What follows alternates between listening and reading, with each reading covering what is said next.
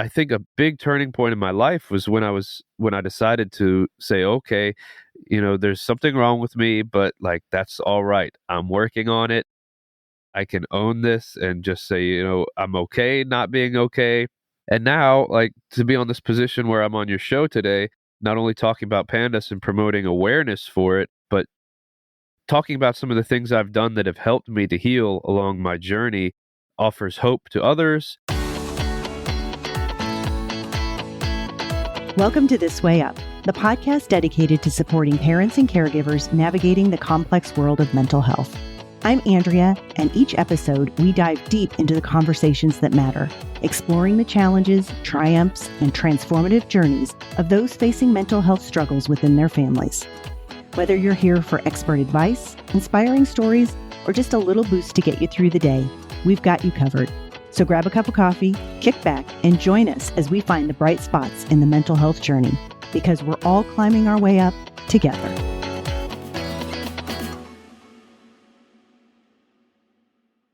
Today's episode is full of so many good things. We'll get a little bit of a personal story. We get some tips on how to lead a healthier lifestyle.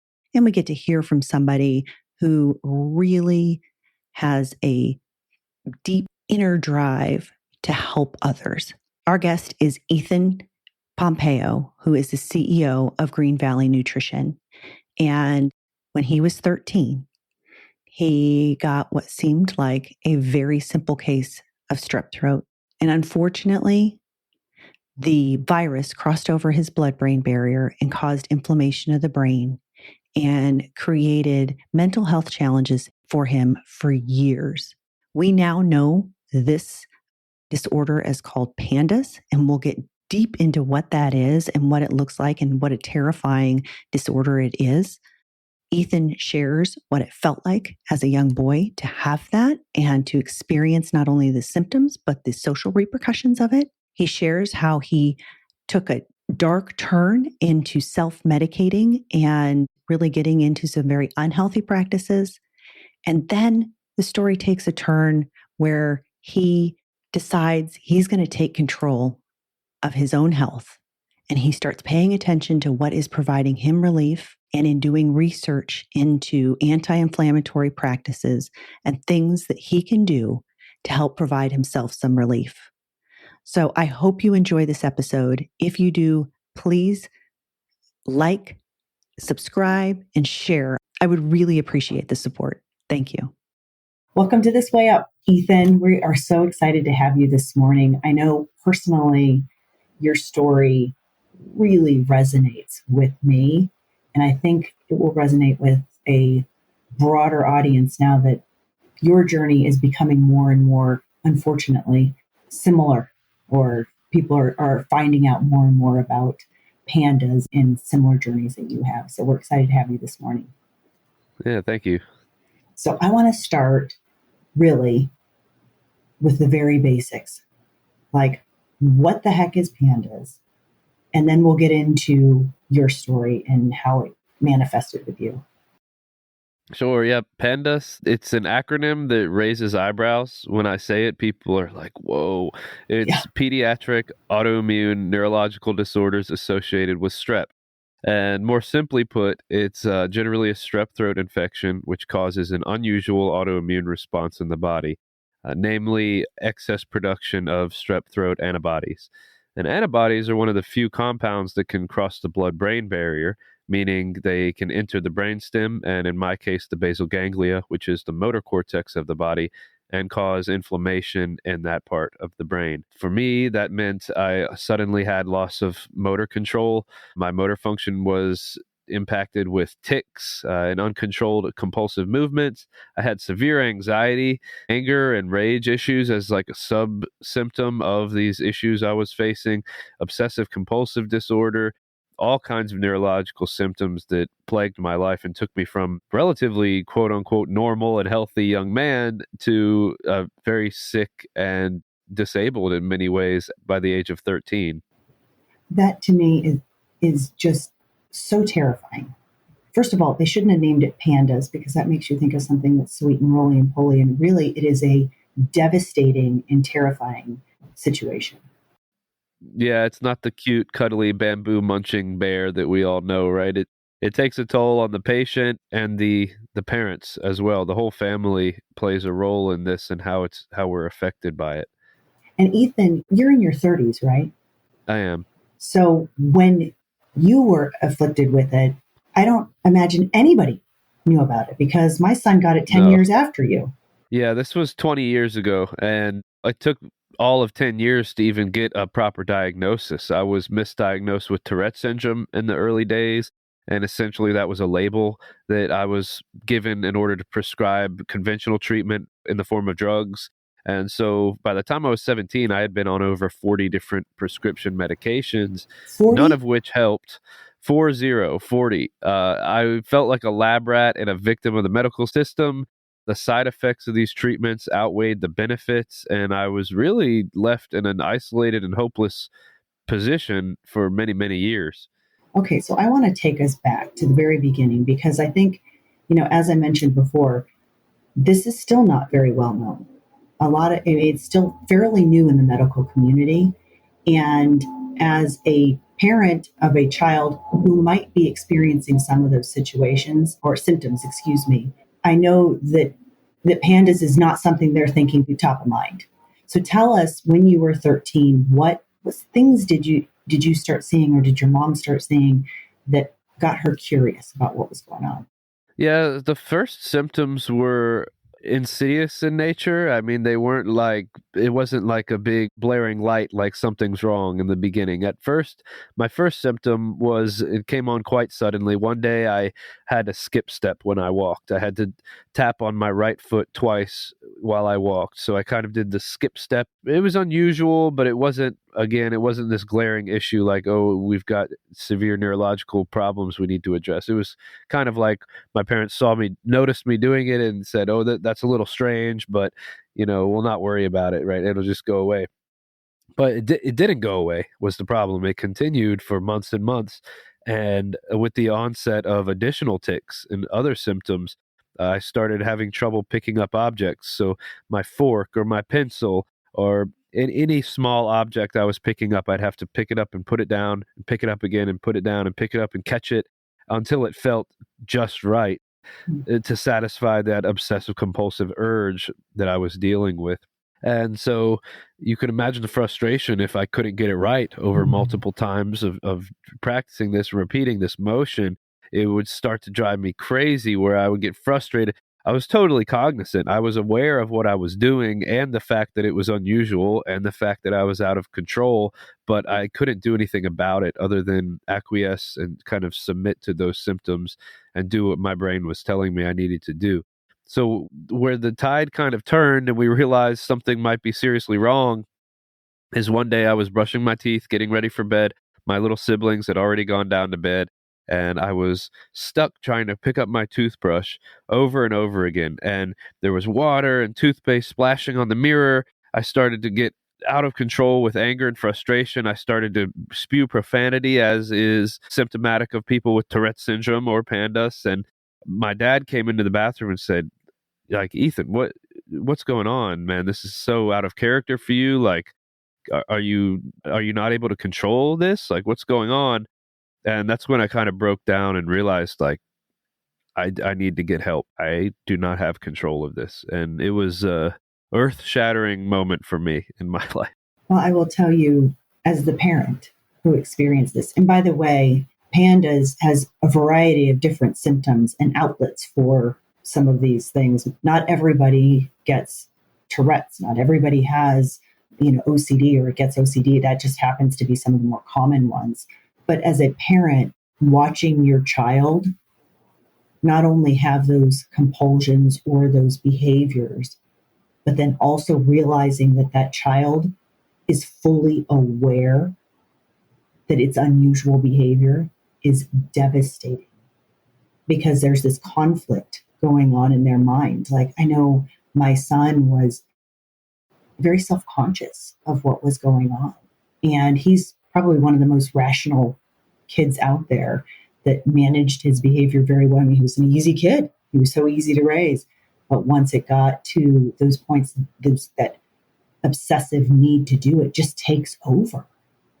And like you said, it's fantastic that your dad was saying, hey, is this something you can't control? Because I think for a period of time, we're like, well, hey, cut it out, just let's work through this. But like you said, it's something that just can't be controlled. Yeah, it's almost difficult to grasp if you have not dealt with it personally or if you don't have someone close to you who's dealt with it, because until you lose control of your body, it's something you quite frankly take for granted, right? You just wake up every morning and go about your business. But when that business is being disrupted, every moment, from the things that you look at to how you read to how you turn the lights on in the room, how you get up and get yourself dressed in the morning, all of that is impacted by your ability to control your motor function. Or some people, fortunately, I didn't have this type of symptom, but there's the more obsessive compulsive side of PANDAS, where people have these irrational fears. For example, if you eat with a fork, your whole family will die that day.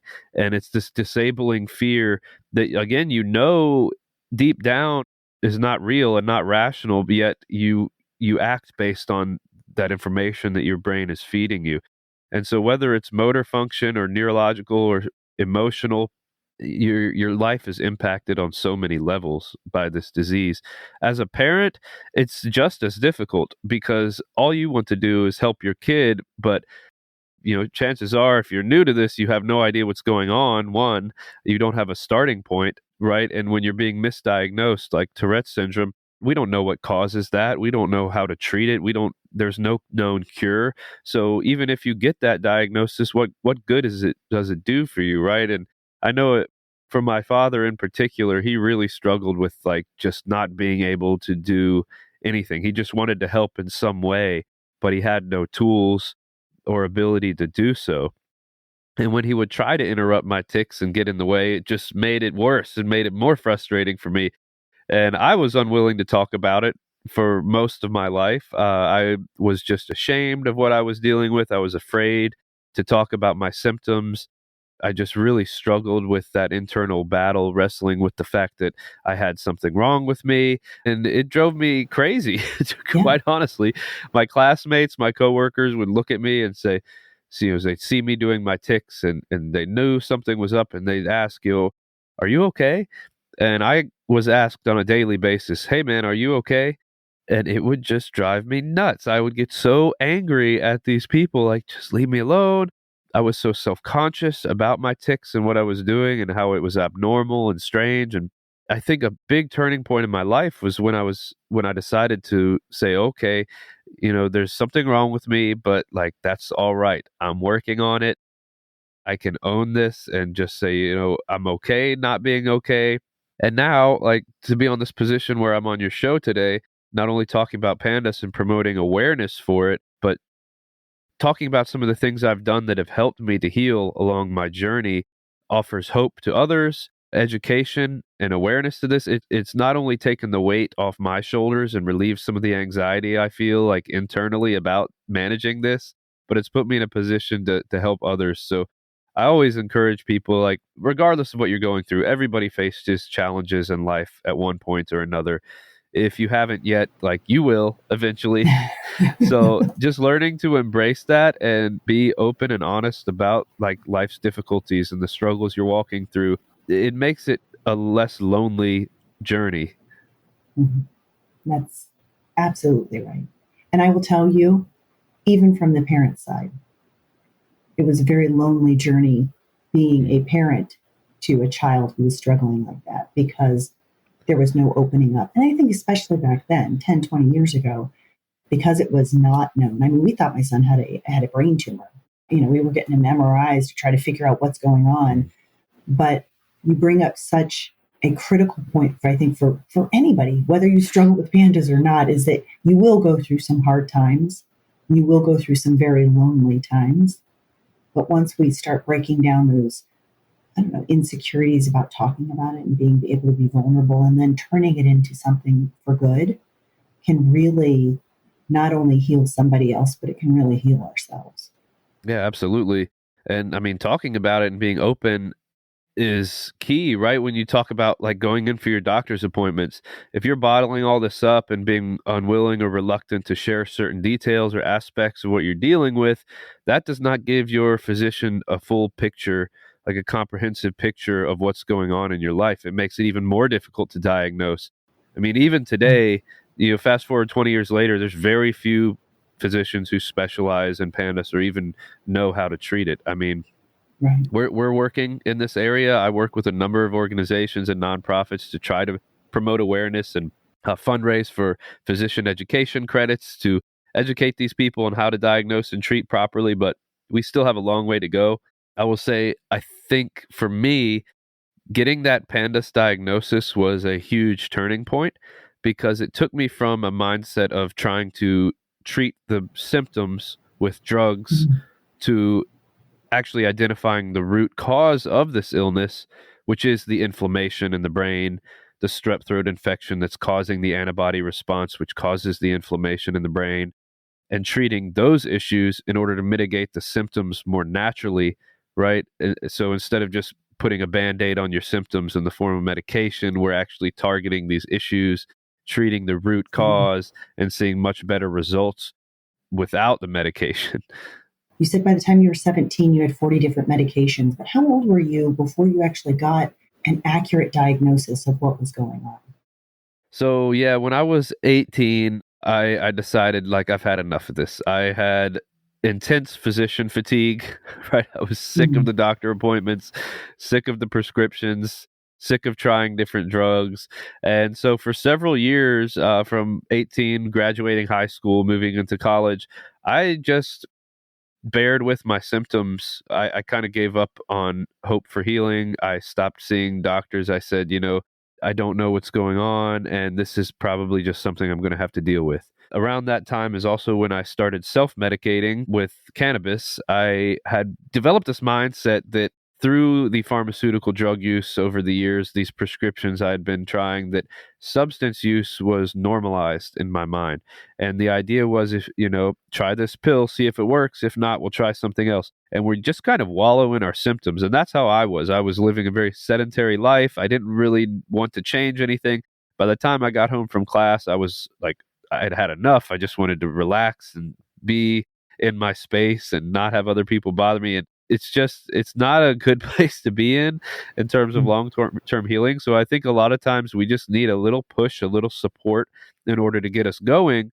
And for me personally, CBD was that. It took my anxiety away and it reduced my inflammation so that I could take a deep breath and refocus and reassess my life and say, look, here are A, B, C, and D things that I need to change and address in order to actually start feeling better.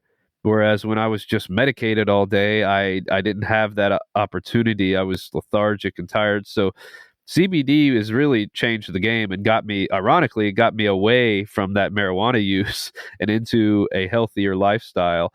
And the CBD is not the only anti-inflammatory I take. I take quercetin and vitamin D, other plant-based flavonoids and compounds that are reducing inflammation. I eat an anti-inflammatory diet. I got rid of sugars. I don't drink alcohol, all that stuff that we know we should be doing. It's important that we do it, especially if we face health crisis, because I think so many people wait until they hit a health crisis to actually notice and make those changes in their life. And it's far easier to do it proactively. So real quickly, I've got so many questions. I want to make sure I get the early ones out before I forget them. I'm old, Ethan. I forget these things. So you went to a physician at some point that was maybe more cutting edge, that said, we understand this is not just Tourette's, right? This is something that's causing Tourette's. And I've got two questions on that. First, for someone who doesn't know, can somebody have a diagnosis of just Tourette's that's not inflamed by something else, that would be able to make a traditional recovery or at least remission of the Tourette's symptoms? And then there is a separate diagnosis when somebody goes in and has a PANDAS. Yes, they are two separate diagnoses. However, from my inclination is, based on my research and just dealing with this for 2 decades, I believe that most of the Tourette's syndrome diagnosis are more or less related to PANDAS, and they just have not made it that far in their journey. It's no matter how uncomfortable it makes me, no matter how tough it feels, like I'm not going to do it, and you move on. And after a few minutes, that urge disappears. It dissipates, and you can move on with your life and keep playing that soccer game. But it may not seem like much, but what you've actually done is triumphed over that tic and that compulsion. And what it does on a physiological level is it's reprogramming your brain to respond differently. So as you do that, as you practice that over and over again throughout multiple games, soon you'll find yourself not having to touch the ground at all, because you've told yourself, I'm not going to do it when we score a goal. And I have practiced that with all of my tics, starting with walking up the stairs, because I used to have to run up the stairs out of fear that something was lurking behind me trying to get me as I walked up the stairs. I had to sprint up the stairs as fast as I could. I started with that, just walking up calmly and rationally, and having someone uh, I wasn't married at the time, but having my mother, my sister, or my counselor stand behind me and just be my advocate as I walked up the stairs. And before I knew it, after months of practice, I no longer had to sprint up the stairs. So I applied that to every area of my life, turning the faucet on and off, picking up my pencil, right, until I mastered these tics. And now I don't even have to think about it most of the time. Okay, Ethan, first of all, I have a flood of memories coming back to me as we were going through this. And I just want to say, from a parent standpoint, cognitive behavioral therapy absolutely saved my son, but it is a very difficult process. You did a phenomenal job of explaining how it works and how it's so beneficial. But even you just saying, walking up the stairs over several months, it is very difficult. As a parent, you are asking your child to expose themselves to something that is terrifying for them. And you have to make sure that they do it. But yet, when they accomplish it, it is a huge accomplishment. Once my son overcame one of those behaviors, it was really a proud moment in the house, because it had the amount of work it took to get there was immense. And another thing I'll just kind of layer onto that is, at least in the behavior standpoint, what we saw was the disease is so tricky. Like, he would overcome one behavior, and then it would like morph into another one, and then you overcome that one and it would morph, and it kept on trying to poke its little head out in various ways to get him to do something to relieve that uncomfortable feeling that he was having. So we were constantly on watch. Okay, what's going now? Where is it coming out now? And I think that might have been due to his age too. He was 11, and so it was just kind of taking over. But CBT, I have to be careful, because all the CBs were working for you, the CBD and the CBT. CBT was absolutely instrumental in getting him relief from what the behaviors. Yeah. That's excellent. I'm glad we have a common story with that. I mean, it's been shown to help. We know it works, but it's not easy. It's really not. And your symptoms do change. You can have like essentially a relapse, in terms of you master this tic and it's like a celebratory moment. You're so proud of yourself, and then you go upstairs just to find that like your brain's handed you something new and strange. It's like, oh. And my worst tic I ever had, I had to actually like hit myself in the head at one point as part of my ritual, and it was so frustrating, because I knew, like, to my classmates I looked like a freak, and it was painful at times. And man, that was just like, thank God that's behind me now. But that was just so difficult to work through, knowing that like if you fight it, it's going to feel bad, and if you don't fight it, it's still going to feel bad. It's like a lose-lose situation. And from your parental standpoint, like, they want to encourage you and do it, but you're asking a lot of your child. Like, you have to do hard things at some point in order, and this is PANDAS basically forces you to do that. And really having compassion and empathy for your kids when they're going through Yeah. this is so important because it is unusual. Like you're looking at it and you're like, well, just turn off the faucet. Why? Yeah. What's the big deal? But it is a significant amount of energy and bravery that it takes to do something as simple as turning off a faucet or not hitting yourself in the head, right? Yeah. Yeah, it's as strange as it sounds. Yeah, it really is. And so being an advocate and an encourager for your child is so huge, and not looking down on them or judging them for how they feel or how they're acting, but understanding they're doing that for a reason, right? Their Mm-hmm. brain's telling them that's what's normal almost. And so learning to cope with that and overcome that is very challenging. And I think you raised a good point. Like it's not easy. And I think when you're working on something like this, when you're trying to retrain your brain, and cognitive behavioral therapy doesn't only work for pandas. I mean, you can retrain your brain to like addiction therapy, right? Getting off alcohol. You can use it to even for almost anything, even chronic pain management. People have used CBT to like reverse how your body, your brain process pain. It's a powerful, powerful tool, but it's certainly not easy. And I think what we need is a tool to help make it a little bit easier for us. I look back at my time with immunotherapy. I told you before we got on the call, I'm dealing with a little bit of allergies today related to dust and such, seasonal changes. I took allergy immunotherapy in the form of allergy shot as a young adult, and it did help. And essentially, what that was an injection of allergens to build up a tolerance, to help your body build up a tolerance against those allergens so that the reaction to them in the form of a stuffy nose and sore throat and such was less severe. And when I went in to those appointments, they always asked every day, have you taken your antihistamine? Have you taken your antihistamine? I was supposed to take an antihistamine and allergy medication before I came in to reduce the risk of anaphylaxis or negative reaction. So, in a sense, the antihistamine was a tool we were using to make the immunotherapy a little easier on my body. There was less swelling, less risk of a reaction, less risk of winding in the hospital. But the effect of the immunotherapy was the same. I was still building up a tolerance to those allergens and making progress, but the antihistamine made it a little easier. I view CBD as my antihistamine for the CBT training. And this connection has actually been verified in scientific literature. There's multiple clinical trials showing the mutual benefit of these two therapies. And I noticed it in my own, just anecdotally, before this research even came out. When I took CBD before beginning a cognitive behavioral therapy training session, it was made so much easier.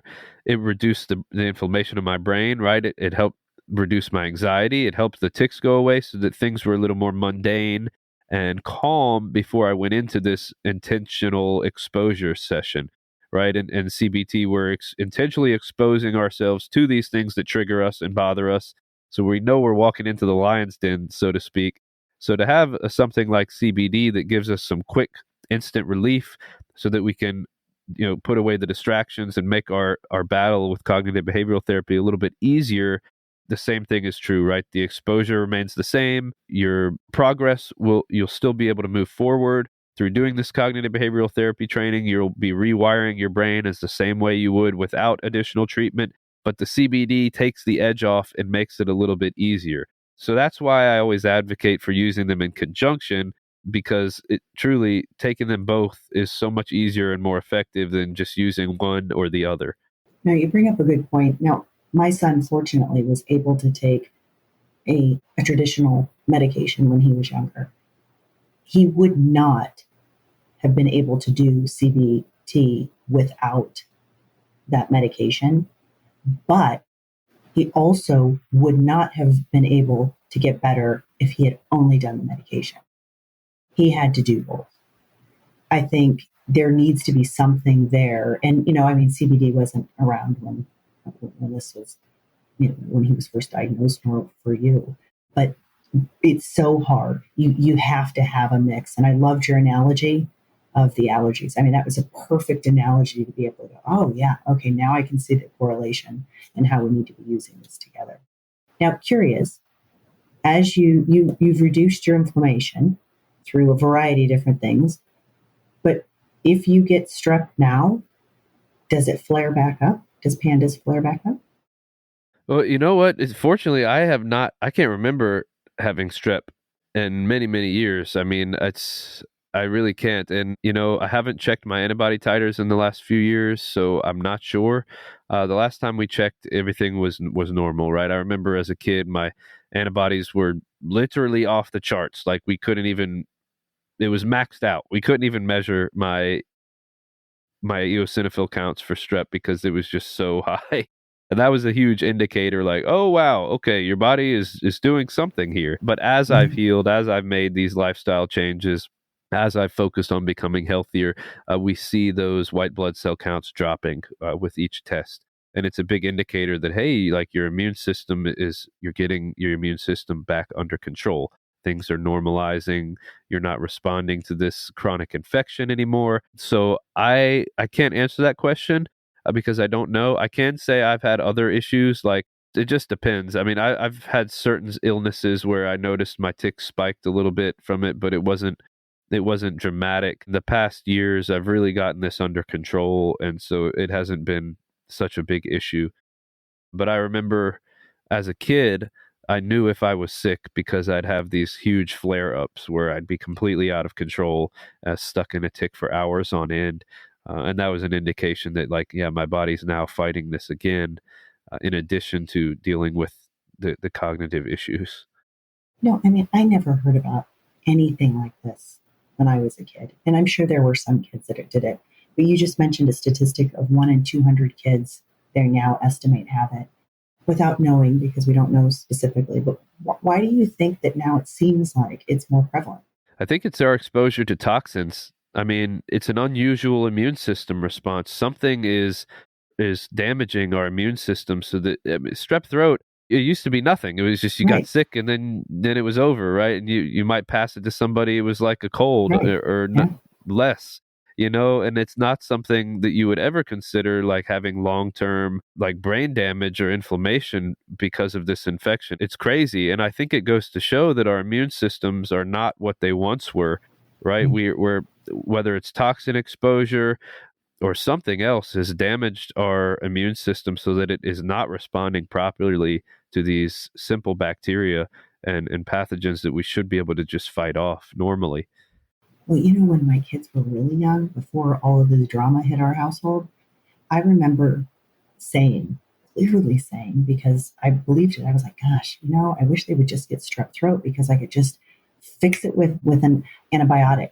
Whereas if they had a virus, they were sick for, weeks. And then it's like now that I can't even believe I ever said that. Now it's like I don't want Right. anybody to have, let's not get anything.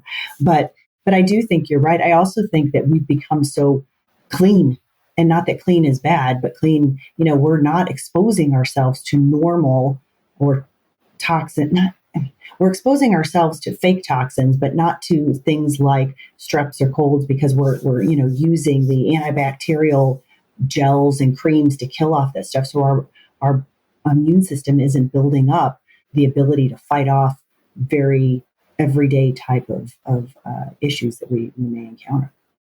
Right. Yeah. All the overexposure to antibiotics is a huge problem. And I think it also, I mean, it's just what's really needed is a pushback against what everything society tells us we should be doing. Right. I mean, I considered myself as a young man, we considered ourselves a healthy household with a healthy diet. Yet we were still eating toaster strudels and Pop Tarts and like sugary breakfast cereal and all this stuff, eating the cafeteria lunch at school. And I mean, I was running, I was an athlete. I played baseball and I ran, but I wasn't doing any strength training or weightlifting. I wasn't growing and pushing my body. Like, it was really a big wake up call when this happened, right? Because you can even be on the like healthier end of the spectrum in our culture and still have like a terribly sick lifestyle. Right.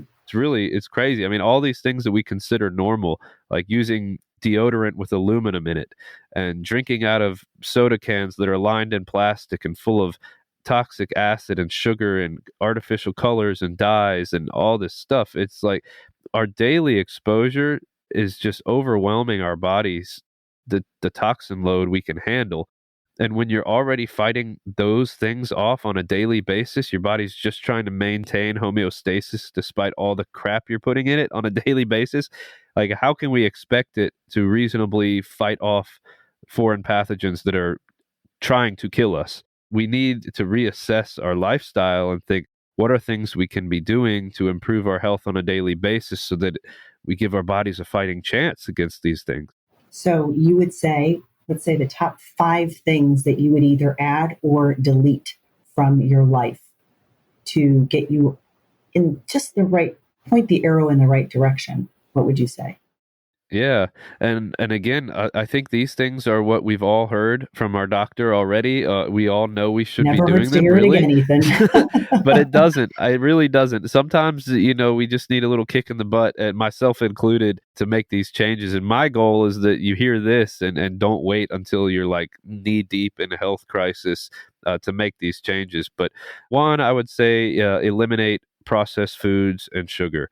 Just anything that comes in a box, just don't buy it. Just get rid of it. There's a trick. My wife is a health coach with us, and she says walk around the outside of the grocery store, walk along the perimeter, like skip the aisles and walk along the perimeter. That's where like generally the healthier foods and better options are going to be placed. It's interesting how they've designed the stores in that Right. way.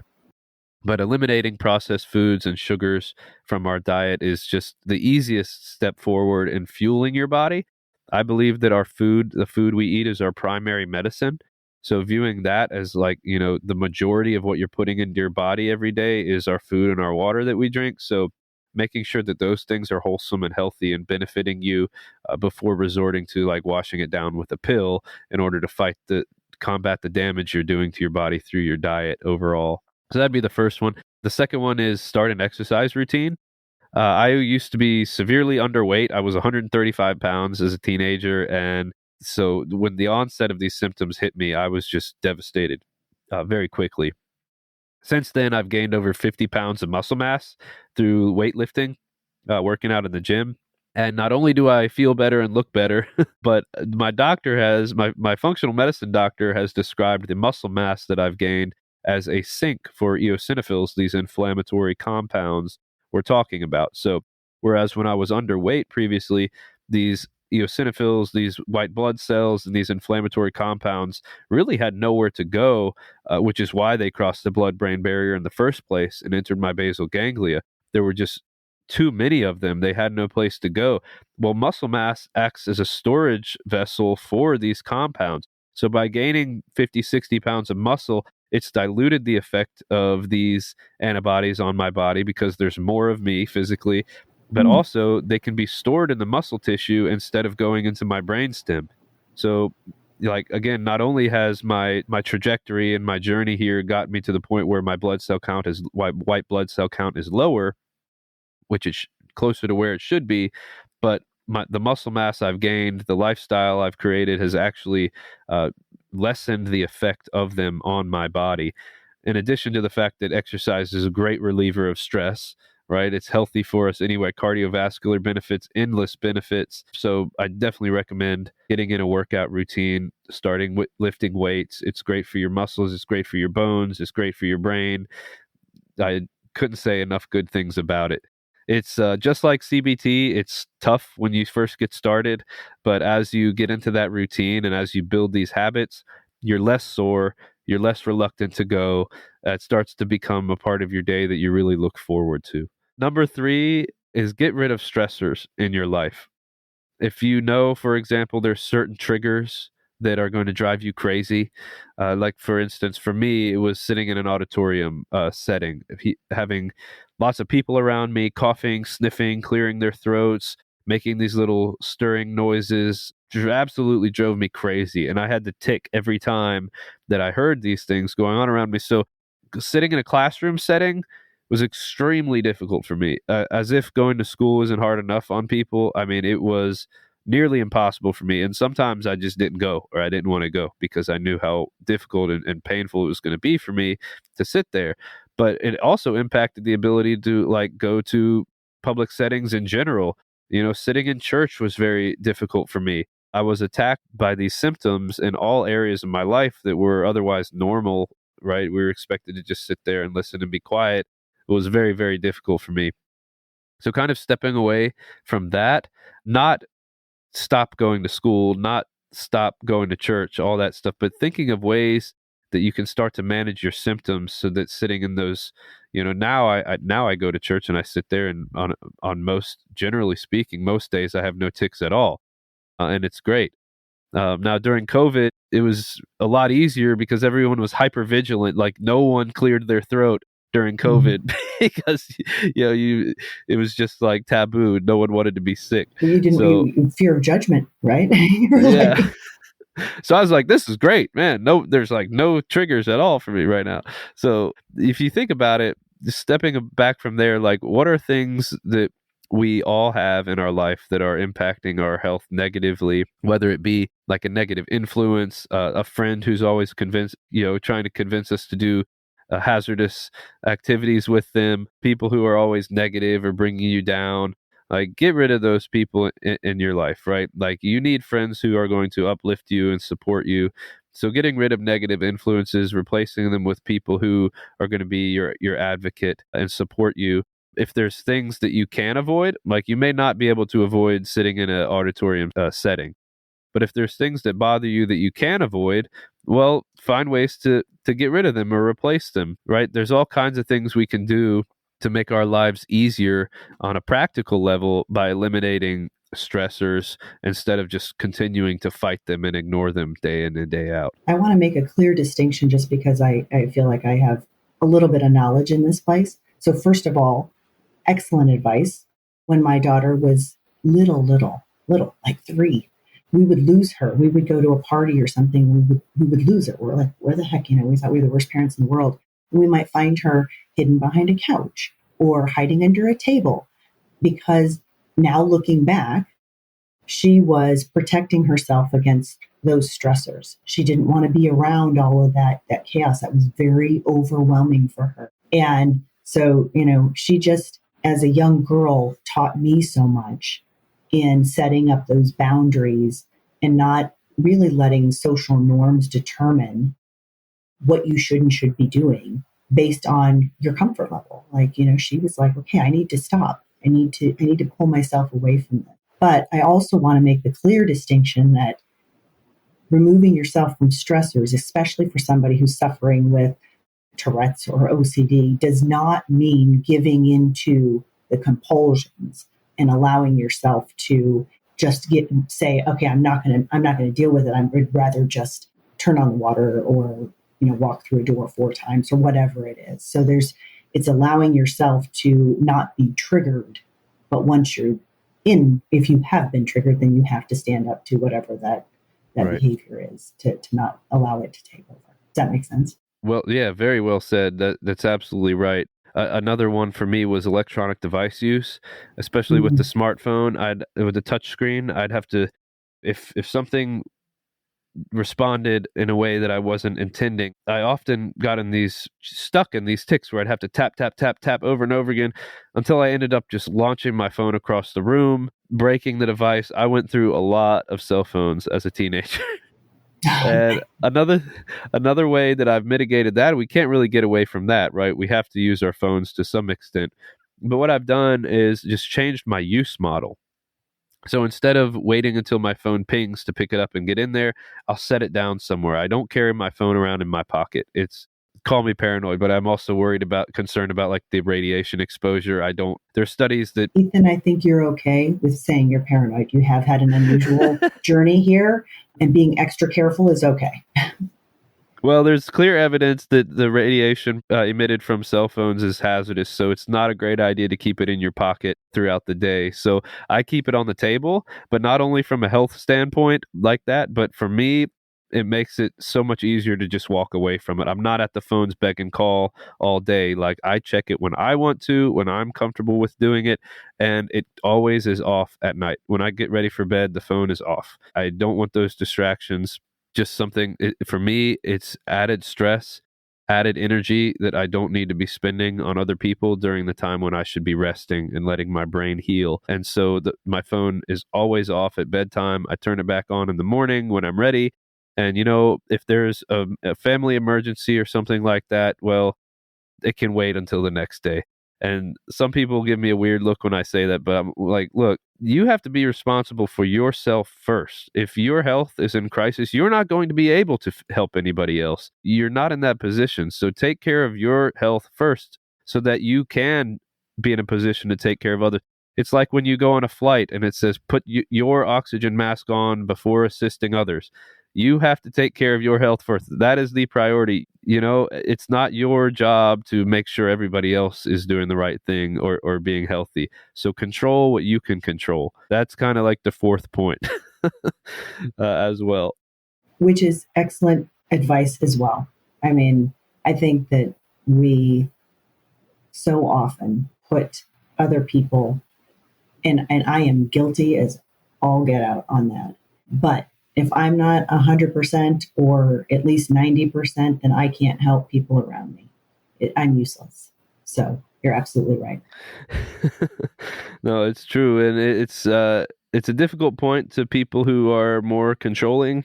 And I say that in a very respectful way, but it's just something to be mindful of, right? Mm-hmm. Like, if having the phone on pinging at night keeps you awake, and then you're complaining about your sleep habits and your energy levels during the day, well, that could be a very, very easy fix. You hold that button down for 3 seconds and turn your phone off. I promise you're going to get a better quality of sleep and a lower toxin load. Well, I will say I still don't get a great quality of sleep. I've got a dog. The one thing that I've done, I've got children who are a little bit older than yours that are not always in the house late at night. So I like to have the ability that if something happens that they can call me. But what I've now done is turn it on, do not disturb, but allowed them to have the emergency contact. So if they get in trouble in the middle of the night, theirs will still ring and I will wake up. That's right. But everything else doesn't ding. And that's the way I've been able to put up boundaries. That's using your tool. That's a great example of using the tools you have to your advantage, right? It's like the peace of mind of knowing that if someone close to you calls for help in the middle of the night, you'll get that alert, but otherwise you're being left alone.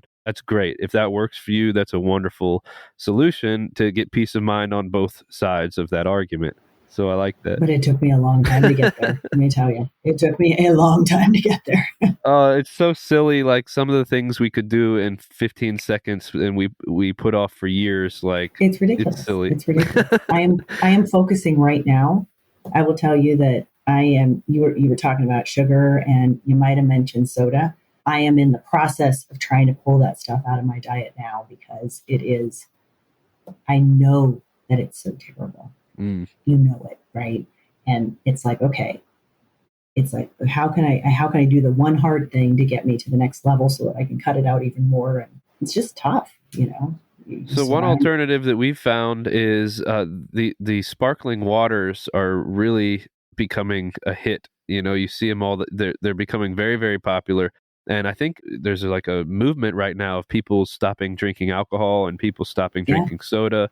And getting those sparkling seltzer waters is a great alternative because it's hydrating.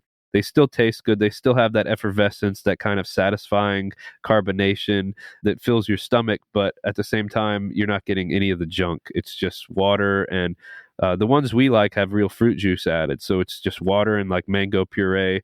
They taste great. They're very satisfying when you want that kind of lift, but they're not going to spike your insulin levels. They're not going to pump your body full of toxins.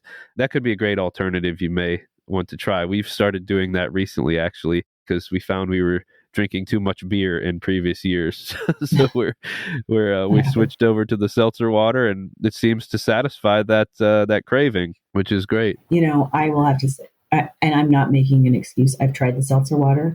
It doesn't have the addictive stuff that Diet Coke has in it. That's the problem. Is I am convinced there's an addictive quality there, and so I just need to wean it. I think I probably need to stop before I try anything else. Because if you start feeling little bubbles, and then I'm like, that's not Diet Coke. Yeah.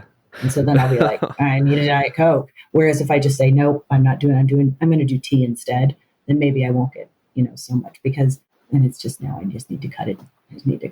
So. Well, that's great that you recognize that. I mean, truly, again, I think so many people wait until it's too late to make these changes. So if you're recognizing this now and working on it like that, I commend you for that. Really. Don't give too much commending right yet, but go into 5. You asked me.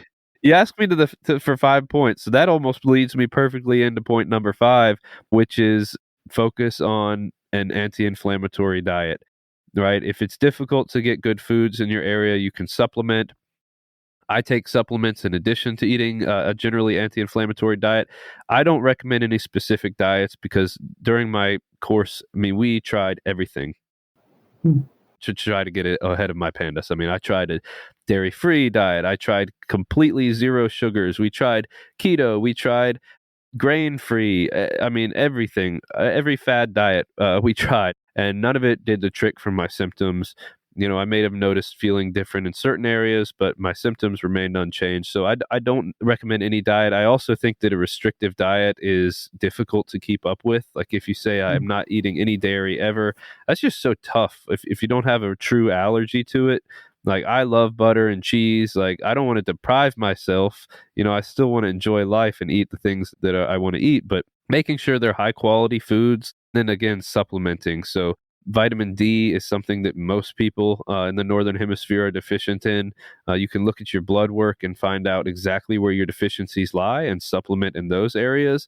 But I think looking at anti-inflammatory supplements in particular for pandas, I think I mentioned them earlier, but yeah, quercetin, curcumin, turmeric, CBD oil, vitamin D are all very powerful anti-inflammatories and have helped me tremendously. I still take them every day. I am so amazed still about how educated you are in your own health and how you've really been able to bring back the joy to your life when it seemed like maybe you were in a little dark place around college age. Yeah, no, I certainly was. I mean, not now that I'm a parent, oh gosh, I can't imagine what I put my parents through during those years. It was a very dark place. I mean, I was reaching out. I'm going to stop you right there. You didn't put your parents through anything. The pandas put your parents through it. I mean, seriously, you were just responding to something that you had very little control. Well, thank you. That's reassuring. I mean, I truly was just grasping for straw to find something that would help. And, as we all do when we face crisis, we're just trying to find anything to like fill that hole or make us feel better. And in reality, like there's only really one path that we can take that will bring us to fulfillment. But finding that path can be very, very challenging. And so again, I went through many years of pain and doing the wrong things, and that's my goal of coming onto your show and just sharing my stories to try to help people. Like I went through 20 years of finding a million ways that didn't work. So by sharing my story, hopefully I'll take some of that pain off people who are walking this journey right now. I love that. I love it. Where can people find about you and some of the things that you found out? You said that you are in the process of writing a book. So when that comes out, I will make sure that we talk about that as well. Yes, thank you.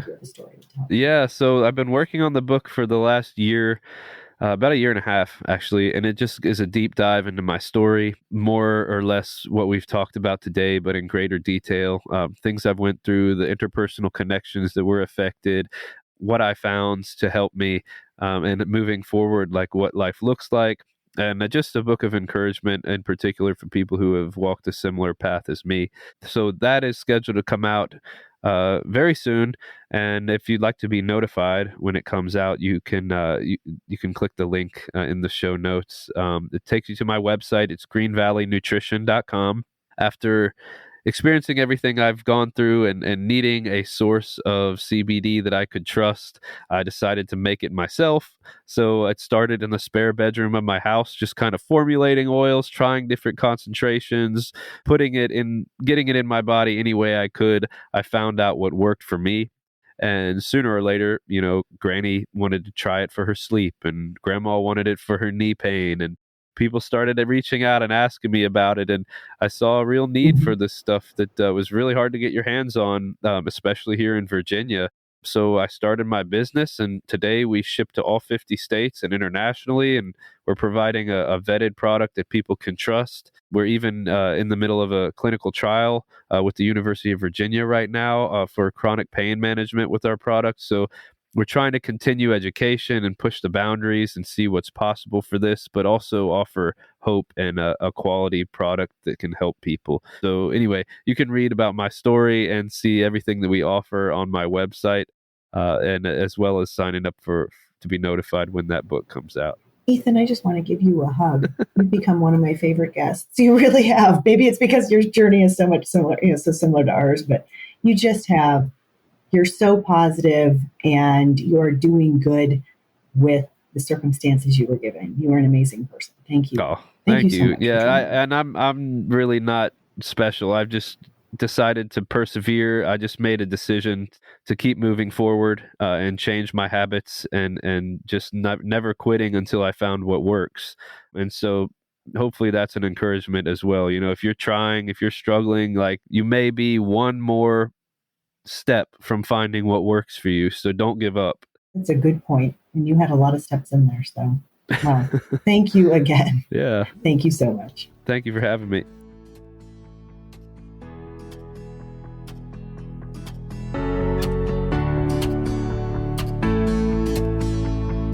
Thanks for tuning in to This Way Up.